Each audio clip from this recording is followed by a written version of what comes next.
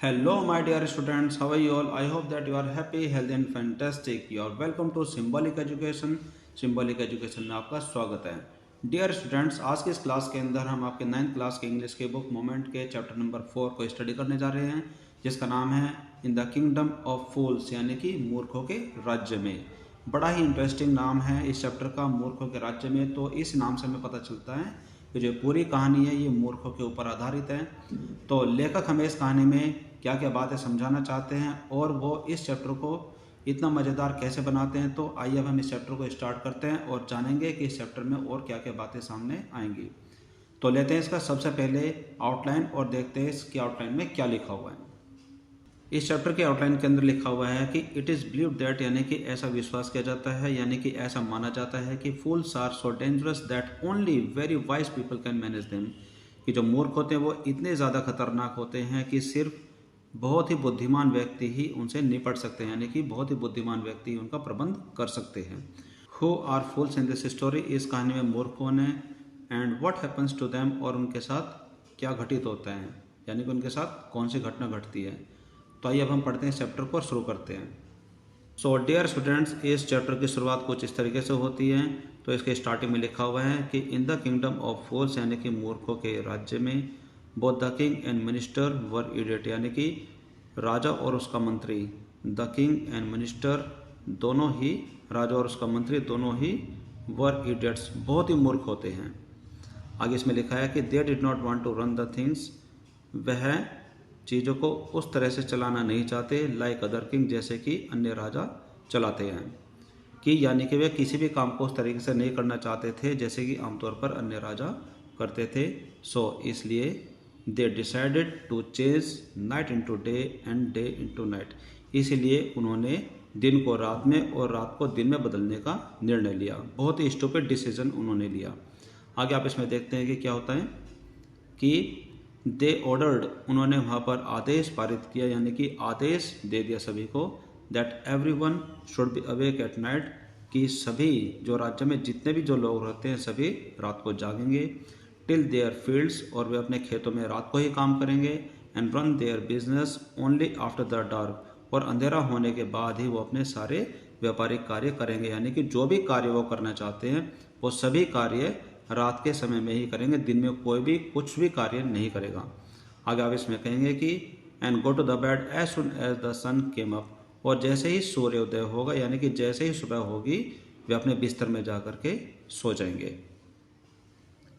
आगे इसमें लिखा है कि any one who would be punish with death, और जो भी कोई उनकी आज्ञा की अवहेलना करेगा, यानी कि कोई भी अगर व्यक्ति उनकी आज्ञा को नहीं मानेगा उनको मृत्यु दंड दिया जाएगा, ऐसा भी उन्होंने पूरे राज्य में अनाउंसमेंट करवा दी.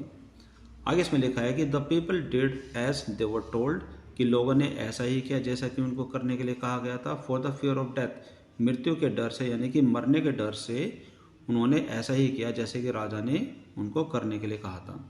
The king and minister were delighted, राजा और उसका मंत्री बहुत ही ज़्यादा खुश थे, at the success of their project, कि जो उन्होंने योजना अपने राज्य में चलाई थी कि भी दिन को रात में बदलने की और रात को दिन में बदलने की, वह कामयाब हो रही थी. तो यह देख करके उनको काफ़ी खुशी हुई, बहुत खुश थे. दे वर वेरी डिलाइटेड, डिलाइटेड का मतलब होता है बहुत ही खुश. आगे इसमें देखते हैं कि आगे क्या होता है कि वन डे, एक दिन की बात है, अ गुरु and his disciple arrived in the city, एक बार वहाँ पर एक गुरु और उसके शिष्य दोनों आए. It was a beautiful city, यह बहुत ही सुंदर शहर था.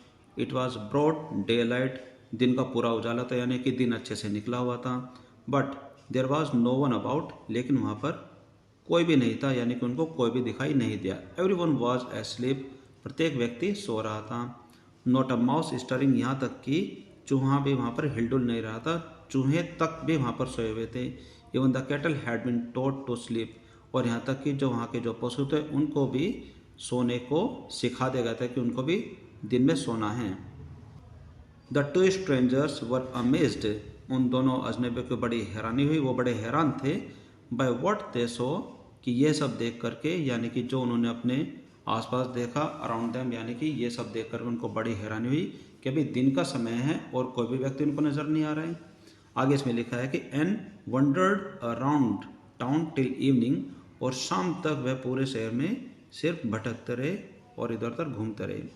वैन जब suddenly the whole town woke up, लेकिन जब शाम को अचानक पूरा शहर जागा, and went about it nightly business, और उन्होंने अपने रात के सारे काम करने स्टार्ट कर दिए। यह सब देख करके वो बहुत हैरान हुए। आगे इसमें लिखा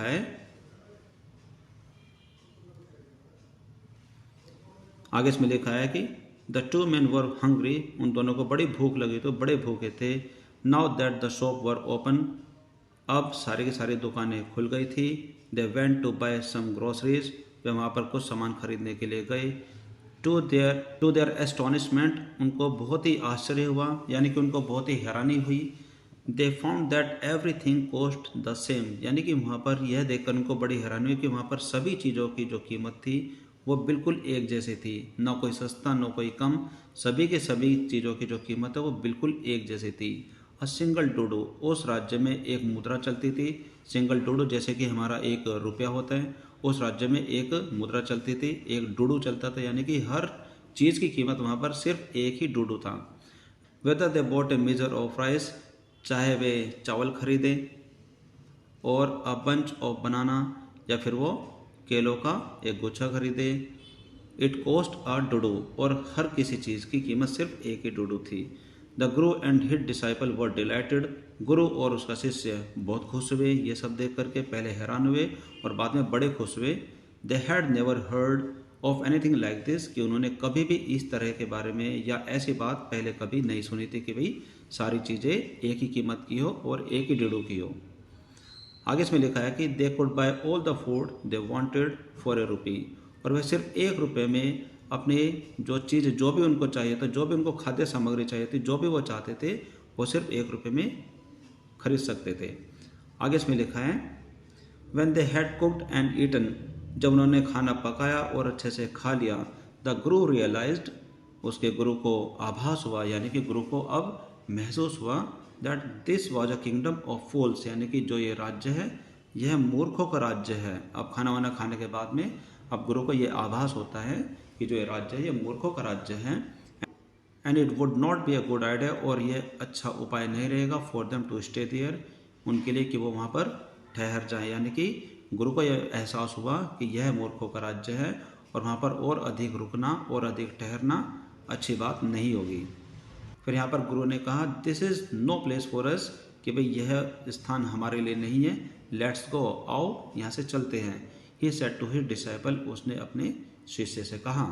but the disciple did not want to leave the place, लेकिन जो उसका शिष्य था वह उस जगह को छोड़ने के लिए बिल्कुल भी तैयार नहीं था, वह उस जगह को छोड़ना नहीं चाहता था।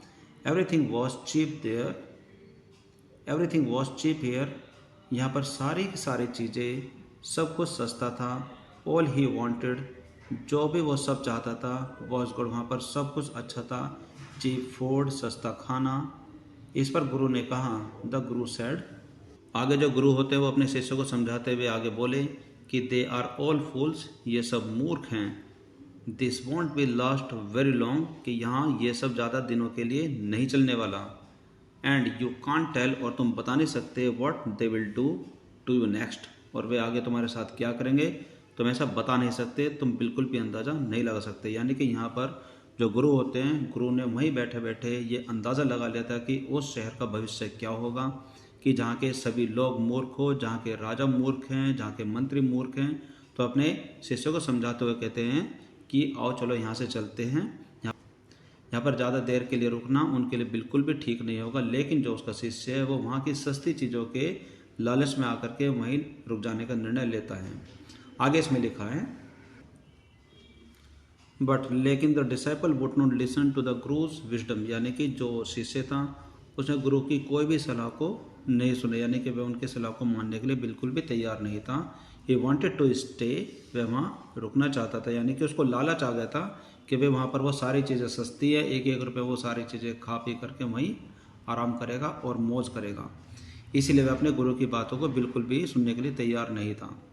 आगे इसमें लिखा है कि the Guru finally gave up, अंततः जो गुरु ने उसको आगे समझाना बंद कर दिया और उसको वहीं छोड़ दिया। एंड सेड, और उसको कहा, डू वॉट यू वॉन्ट, जो तुम्हारे जी में आता है वो करो, जैसा तुम चाहो वैसे करो, आई एम गोइंग, मैं जा रहा हूँ। एंड लेफ्ट, और फिर वहाँ से वे गुरु चले गए। आगे इसमें लिखा है कि द डिसाइपल स्टेड ऑन, और जो शिष्य था वो वहीं रहा, एट हिज फिल एवरीडे, और वहाँ पर हर रोज़ पेट भरकर वो खाना खाता, एंड बनानाज एंड घी, और वहाँ पर केला और घी खाता, एंड राइस एंड वीट, और चावल गेहूँ सब कुछ खाता, and Guru fat like a street side scared bull, और बहुत ही मोटा ताज़ा हो गया जिस तरीके से एक गली के साइड में बैठे हुए कुछ सांड होते हैं, और सांड की तरह बिल्कुल मोटा हो गया। आगे इसमें लिखा है कि वन ब्राइट डे, एक अच्छे उजाले वाले दिन की बात है, the thief broke into a rich merchants house, एक चोर था जो कि वहाँ के एक सौदागर के घर के अंदर घुस गया। यहाँ पर ब्रोक इनटू है कि किसी के घर के अंदर चुपके से घुस जाना।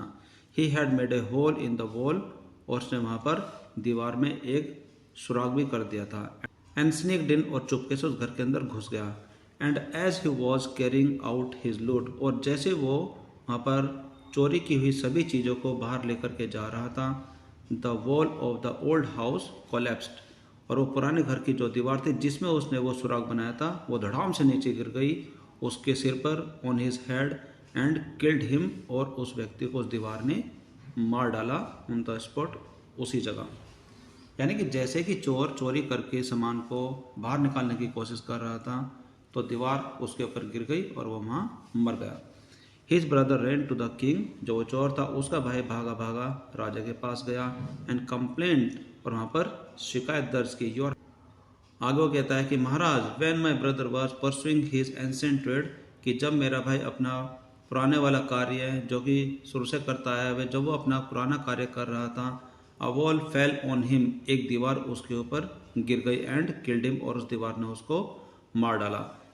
This merchant is to blame, कि जो ये सौदागर है जिसका ये घर है यही दोषी है, इसी की वजह से मेरा भाई मरा है। आगे वो कहता है कि he should have built a good and strong wall, कि उसको बहुत अच्छी और मजबूत दीवार बनानी चाहिए थी। You must punish the wrong doer, आपको जरूर ऐसे व्यक्ति को सजा देनी चाहिए जिसने ये गलत किया है, और गलत करने वाला यही मर्चेंट है जिसका ये घर था। इसी की वजह से इसके घर की जो दीवार है, जो कमज़ोर दीवार थी, उसके गिरने की वजह से मेरा भाई मरा है, तो आपको इसको सज़ा देनी ही चाहिए। And compensate the family for this injustice, और इस अन्याय के तहत उस परिवार को भरपाई देनी चाहिए जिसका ये नुकसान हुआ है, जिसका सदस्य मरा है। आगे इसमें राजा कहते हैं, द किंग सेड, राजा ने कहा, जस्टिस विल बी डन, कि न्याय अवश्य होगा, डोंट वरी, कि तुम चिंता मत करो, न्याय अवश्य होगा। And at once summon the owner of the house, और तुरंत ही राजा ने उस घर के मालिक को बुला भेजा। आगे इसमें लिखा है कि व्हेन द मर्चेंट अराइव्ड, जब वह सौदागर वहाँ पर आया जिसका वो घर था, जिसके घर की दीवार गिरी थी, जब वो वहाँ पर आया, द किंग क्वेश्चनड हिम, राजा ने उससे सवाल पूछा, व्हाट इज़ योर नेम, तुम्हारा नाम क्या है। सच सच उसने बताया कि मेरा नाम ऐसे ऐसे, उसने अपना नाम बताया। योर हाइनेस, कि महाराज मेरा नाम ये है। वर यू एट होम, क्या तुम घर पर थे। When the dead man burgled your house, कि जब ये मरने वाला आदमी, यानी कि जो मृतक व्यक्ति है जिसकी मृत्यु हो गई है, कि जब वो तुम्हारे घर के अंदर घुसा तो क्या तुम घर पर थे। वो कहता है कि यस माय लॉर्ड, जी महाराज मैं अपने घर पर था। He broke into and the wall was weak, और वह दीवार तोड़ करके मेरे घर में आया और दीवार कमज़ोर थी। इट फेल ऑन हिम, और यह उसके ऊपर गिर गई। द अक्यूज प्लीड्स गिल्टी, यहाँ पर जो अपराधी है उसने अपना गुनाह कबूल कर लिया, यानी कि उसने अपनी सारी बात मान ली। Your wall killed this man's brother, की तुम्हारी दीवार ने इस आदमी के भाई को मारा है। You have murdered a man, कि तुमने एक, हैव टू पनिश यू, कि हमें तुम्हें सजा देनी ही होगी।